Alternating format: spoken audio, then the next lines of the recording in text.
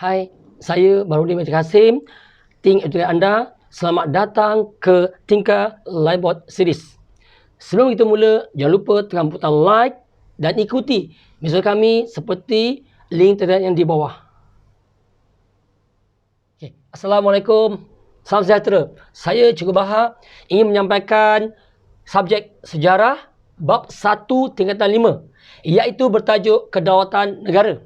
Baiklah pelajar semua, cikgu terus kepada kita punya subjek kita atau topik kecil kita, iaitu kedaulatan, kemudian jenis-jenis kedaulatan. Dua perkara yang kita belajar hari ini, maksud kedaulatan dan jenis kedaulatan. Baiklah, untuk makluman pelajar semua, ingat pesan cikgu ya, pelajar wajib memahami dan menghafalkan maksud kedaulatan. Apakah maksud kedaulatan? Pelajar mesti tahu. Sebab dalam soalan peperiksaan untuk SPM tingkatan 5, ya, maksud untuk kedaulatan ini atau soalan kedaulatan ini sangat-sangat popular, famous, dan pelajar mesti menghafalkannya. Baiklah, saya teruskan ya. Okey. Maksud kedaulatan ialah kekuasaan dan kewibawaan sesebuah negara. Contoh, kita mempunyai sultan atau agung, maka agung sultan kita mempunyai kekuasaan dan kewibawaan untuk memerintah negara kita. Apa sahaja yang diperkatakan, diperutuskan oleh raja kita, kita sebagai rakyat kena akur, kena tunduk, kena ikut. Apa sahaja. Contohlah sekarang ni zaman Covid, ya. Raja kata tak boleh solat di masjid, tak boleh. Tak payah solat Jumaat, tak payah. Itu utusan baginda. Jadi kita kena akur. Ini katakan kedaulatan ni iaitu kekuasaan. Maksudnya raja itu berkuasa mutlak. Sangat-sangat power, sangat berkuasa dan kewibawaan ataupun berwibawa. Maksudnya kita lihat raja saja kita tahu dia ada ketua kita, ketua negara kita, ketua agama kita dan sebagainya. Ya, maka ingat pesan cikgu ya, maksud kedaulatan harus dihafal oleh setiap pelajar. Baiklah, seterusnya. Dalam sebuah negara yang berdaulat, ya, dalam sebuah negara yang berdaulat, mestilah bebas. Negara yang berdaulat ni mesti bebas. Bebas apa? Bebas daripada dijajah oleh negara lain. Bebas daripada dijajah oleh negara lain atau dijajah oleh komunis, Jepun dan sebagainya lah. Ini katakan kedaulatan sesebuah negara. Mesti bebas. Kemudian, ada hak.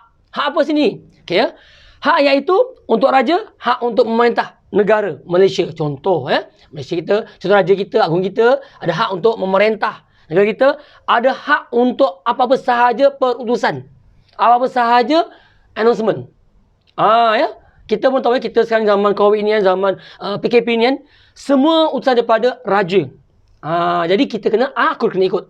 Alright? Dan hak untuk apa? Untuk memilih pemimpin kita. Cikgu kaitkan juga dengan hak apa? Hak kita lah, rakyat kita ya.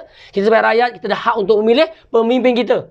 Itu sebab diadakan pilihan raya, undi. Jadi kita hak kita untuk memilih siapakah wakil terbaik pemimpin negara kita. Baiklah. Okey, seterusnya, jenis-jenis kedaulatan. Untuk form 5 ini, ada 4 jenis kedaulatan, iaitu kedaulatan tradisional. Di sini ya, cikgu gariskan ya. Kedaulatan tradisional. Yang kedua, kedaulatan moden. Okey, yang ketiga, kedaulatan undang-undang. Okey, kedaulatan undang. Dan yang keempat, kedaulatan antarabangsa. Setiap kedaulatan tersebut berbeza-beza maksudnya. Okey. Okeylah, kita lihat kedaulatan tradisional, iaitu berkuasa mutlak tamadun awal manusia wujud pada zaman dahulu, ya, awal yang dulu. Kemudian Raja Melayu contoh di Malaysia. Maksudnya kedaulatan tradisional ni adalah yang pertama sekali wujud di tanah Melayu atau negara kita. Contohnya Kesultanan Melayu Melaka. Okey. So di sini sultan atau raja berkuasa mutlak terhadap tanah Melayu atau negara Malaysia. Dan wujudnya kedaulatan tradisional ini adalah daripada zaman ataupun tamadun awal dahulu kala. Dan contoh untuk negara kita ni, raja ya, Raja Melayu berkuasa mutlak ataupun mempunyai satu kuasa untuk memerintah di negara kita lah. Okay, ya, kedaulatan tradisional wujud pada zaman awal dulu ya. Nombor 2, kedaulatan moden ini Berlaku selepas revolusi keagungan di England. Kedaulatan moden ni, moden ni yang kita sekarang ni moden ni. Berlaku selepas revolusi keagungan di mana? Di England. Dan semua negeri-negeri digabungkan. Contohlah ya, kalau kita belajar dulu sejarah, ada negeri Melayu bersekutu, negeri Melayu tidak bersekutu, negeri Melayu Selat digabungkan. Wujudnya kedaulatan moden. Maksudnya satu pemerintah tapi mentadbir semua negeri. Contohlah, Malaysia 14 buah negeri. Diperintah oleh satu agung, Raja kita Agung. Ni. Kedaulatan moden ni digabungkan negeri di tanah Melayu atau Malaysia lah. Ya. Okey, yang ketiga, kedaulatan undang-undang. Lah di sini ya, kedaulatan undang-undang iaitu berkaitan dengan apa? Berkaitan dengan undang-undang lah. Kaitkan dengan mahkamah, badan kehakiman. Kemudian kita kaitkan dengan apa? Dengan keadilan keamanan. Ini sangat penting ya. Ini sangat penting. Kerana apa? Undang-undang jika tidak ada di sebuah negara, maka huru-haralah negara tersebut.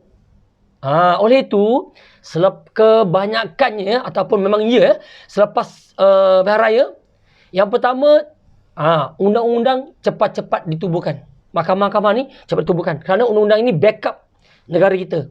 Jika tak ada undang-undang, bermasalah. Jadi, kedaulatan undang-undang ini sangat-sangat penting di sebuah negara. Untuk apa? Keamanan, kesejahteraan, kesejahteraan politik dan sebagainya lah. Yang keempat, jadi kedaulatan iaitu kedaulatan antarabangsa. Antarabangsa ni besar, luas. Seluruh dunia ni, satu dunia ni luas ya untuk kedaulatan antarabangsa. Siapa yang iktiraf dia? PBB, Persatuan Bangsa Bersatu mengiktiraf kedaulatan antarabangsa. Apa yang isi terkandung? Isi yang terkandung dalam PBB ni antaranya tidak boleh cabuli. Maksud dia, negara-negara luar atau negara lain, kita tidak boleh mencabulinya. Contoh, kita tidak boleh mengambil hak negara tersebut. Contoh sekarang ni berlaku di Palestin ya. Contoh negara Palestin, Israel menyerang Palestin, Israel nakkan negara Palestin. Itu tak boleh. Itu dikatakan mencabuli negara Palestin tersebut. Ini sebagai contoh ya. Saya belajar nampak ya. Bukan cikgu nak cerita pasal politik, bukan. Ini contoh. Sebab apa? Sejarah berkaitan dengan politik, ekonomi dan sosial. Jadi cikgu beri contoh yang mudah untuk pelajar faham. Jadi contohlah ya ni. Yang tidak boleh cabuli ni, sebuah negara tidak boleh cabuli oleh negara lain. Contohlah, Malaysia ni. Malaysia tetap Malaysia. Indonesia tidak boleh datang ke ke negara Malaysia mencabuli kita punya. Nak ambil take over pertahanan kita, tak boleh. Sama tadi situasi di Palestin. Di Palestin, ya sepatutnya Israel tidak boleh ya